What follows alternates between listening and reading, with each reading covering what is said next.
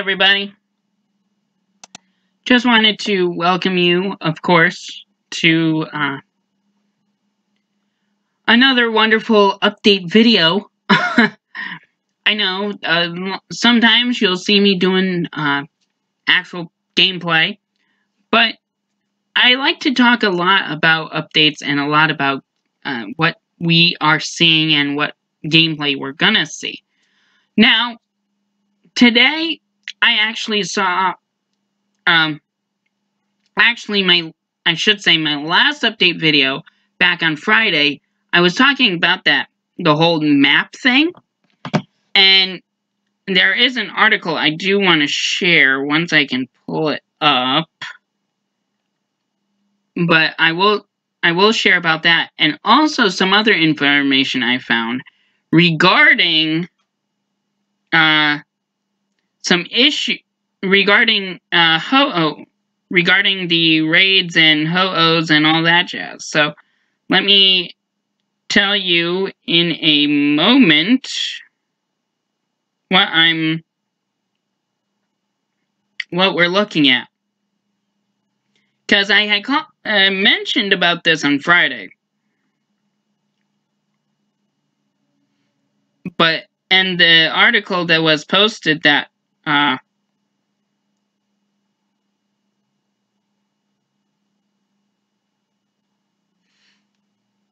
actually, let me see if I can find. That's on comicbook.com. So I'm looking. I saw that and I was like, okay, this is, like I said, I saw the map and it was a pretty nice little thing.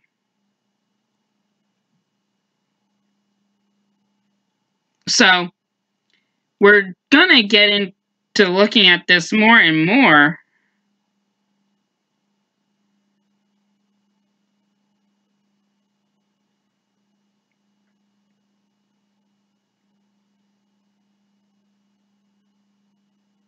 So we are trying to see if we can find the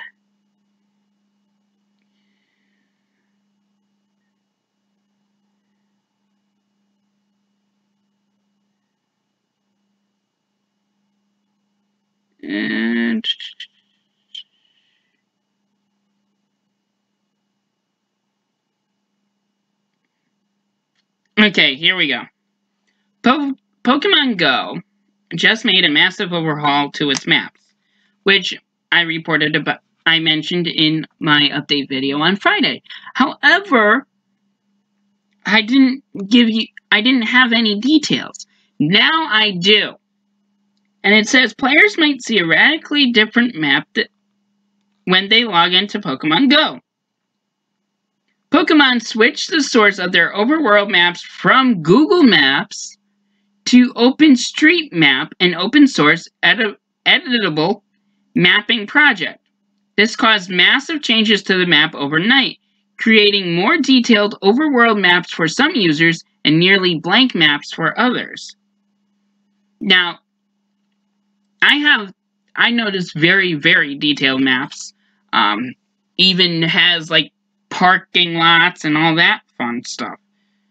So that's been a pretty nice little addition, and also the park, noticing the park. The changes seem to be taking place country by country. The switchover hit in Europe and Japan first, but American players eventually saw the switch late Thursday night, even though I saw it at like 3 o'clock in the morning. It's unclear why Niantic switched from the API of Google Maps to OSM, the OpenStreets. While some developers have to pay a licensing fee to Google for use of their API, Pokemon Go hypothetically qualifies for their free plan, as the game's free to play. However, OSM is editable by anyone, which means that players who notice inconsistencies in Pokemon Go can edit the map accordingly to fix the issue. Also, the edits are immediate, which means that Pokemon Go wouldn't have to wait for Google Maps to release a new version before players can see additions or subtractions in the game. Also noting, Niantic was spun out of a Google Maps project, and Google invested money in Niantic to fund the creation of Pokemon Go, so the switchover could indicate a break between the two, although it's purely conjecture. Of course, OSM has its flaws too. While the map added a lot of detail for some users, players who didn't live in an area mapped by an OSM user immediately noticed a severe drop in quality of the map of their area. And while players who live in an under-mapped area can edit OSM, there's a lot of time and work for PG player who just wants to catch Pokemon. Since Pokestops and gyms are tied to real-world coordinates rather than tied to any particular map, the mapping switch shouldn't affect placement of any game locations. So, OSM, as we said, we noticed the change, but it's not going to change a lot of the gameplay. It's just going to change the visual aspect, if you will. Now to the big news I wanted to mention. There has been information going around, and there's no need to debunk it because there have been multiple players who have received an email similar to this. And it says, "Hello, trainer. Thank you for writing to us. Our sincere apologies for the issues you experienced after successfully completing the raid battle. As a small gesture for any trouble you've experienced, we've added 2 premium raid passes to your bag for your inconvenience. In addition, we'll also be extending the deadline for catching Ho-Oh. There will be more information coming soon. For updates on these issues, follow us on Twitter. Please let us know if we can help you with anything else. Best regards, Niantic Support." That's just the general one. Of course, I've crossed out the name of the support agent who wrote that, but this email is very similar to a lot of the others that have been sent. Because on Pokemon Go Hub, there's another one who had the same thing.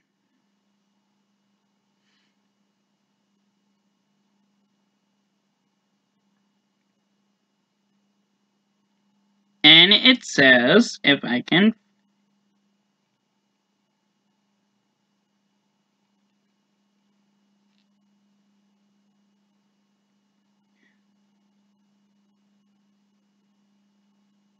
And the one I just read, very similar.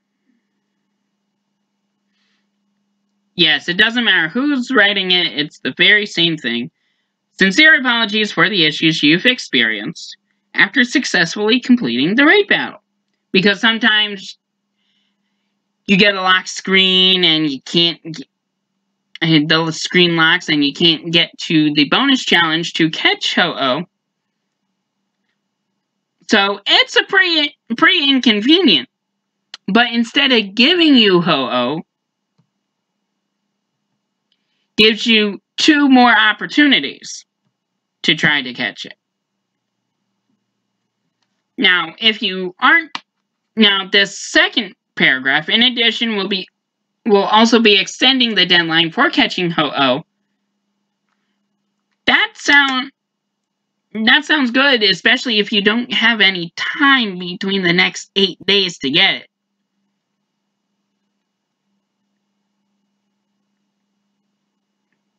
it. This comes as no surprise, given how many raid pass losses and failed raid captures have been reported recently. They managed to fix the issues with the Ho-Oh raids over the weekend. However, hundreds of trainers still lost their passes in vain. For those who are not aware, the Ho-Oh raids were suffering from a number of issues that prevented players from capturing Ho-Oh or joining the raid after their raid pass was consumed.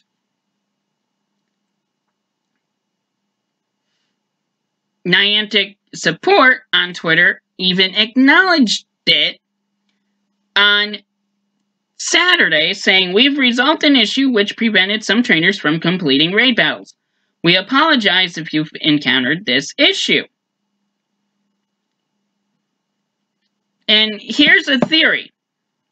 It's no secret Gen 3 is expected to be released soon, and a number of players predicted that the Gen 3 release date would be on the 12th after the Ho-Oh raids stop appearing, which I'm, being one of those players, believe that would be the case, because you have the big one legendary Pokemon that's essentially finishing out this the Thanksgiving Global Catch Challenge event.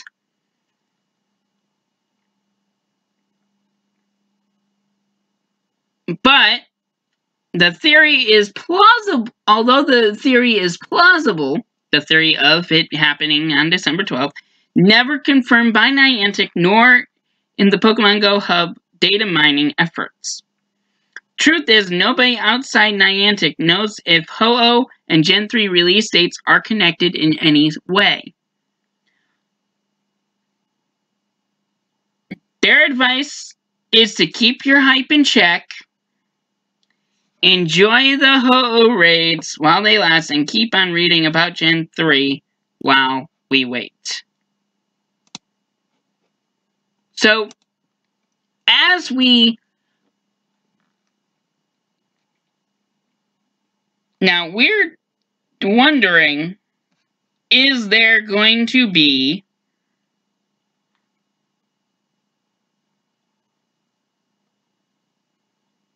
any more? We're gonna be taking a gander at a lot more information as the days progress, because I know something will come out saying one way or another about Gen 3. I mean, we are expecting it in December, we just don't know when. Now, could they push it back to January? We don't know.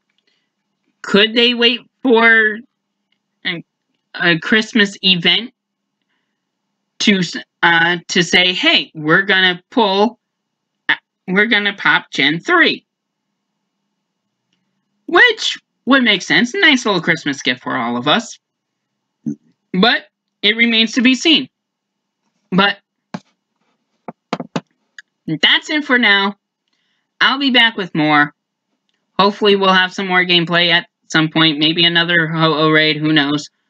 But until then, I'll see you next time.